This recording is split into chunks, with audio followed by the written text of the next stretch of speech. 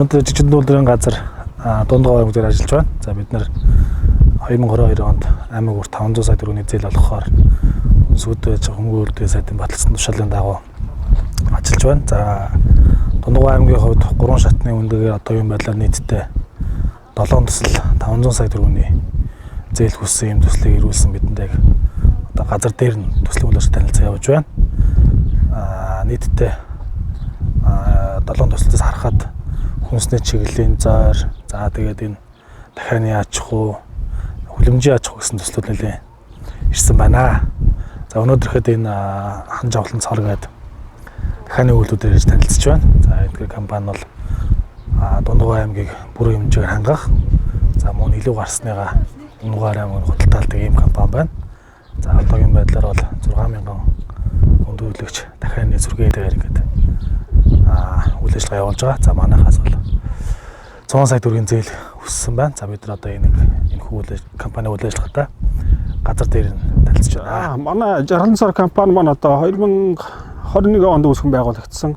За тэгээд ер нь бол дахианы фермерийн өндөрлөгч дахианы фермерийн үйл ажиллагаа явуулдаг компани аваа. За тэгээд ер нь бол одоо барилгын ажил 2021 оны 3-4 сараас эхлээд за тэгээд өндөрлөгч дахианы одоо дэгдэхээгээ болохоор одоо Төмөн шууд компаниас 2021 оны 11 сард авсан байгаа.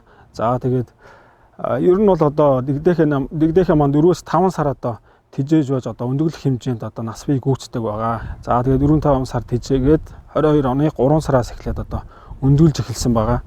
За тэгээд одоогоор ер нь бол одоо 6000 дэгдэхээ авсан 6000 дахиатай одоогоор бол за тэгээд өндөрлөлтийн хувьд бол одоо нэг 5000 гаруй 5400 гаруй үнэтэй гарч байгаа. Ер нь бол нэг 90% өндгөлдөг байгаа.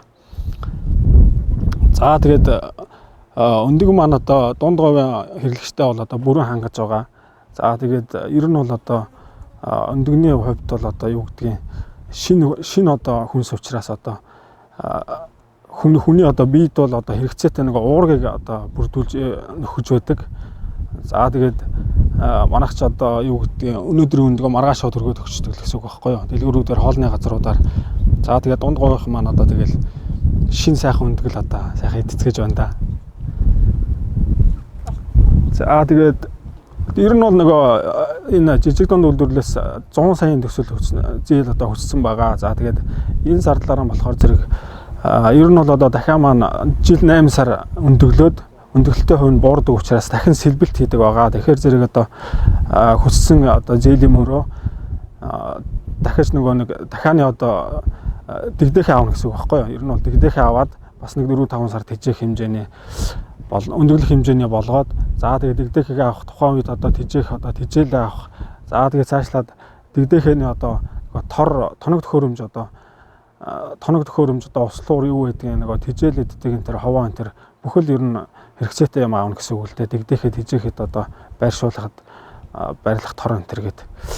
За тэгээ мөн цаашдаа бол тэгээд ер нь бол дахианыхаа фермийг бүрэн автоматжуулах одоо ийм бас бодолтой байгаа. Эхний ээлжинд язал нөгөө юу гэдгийг сангас цэвэрлэх машин автоматжуулаад одоо бас нэг хүний хөдөлмөр одоо хөнгөвчлсөн нэг ийм бас юу сонирхоод байгаа.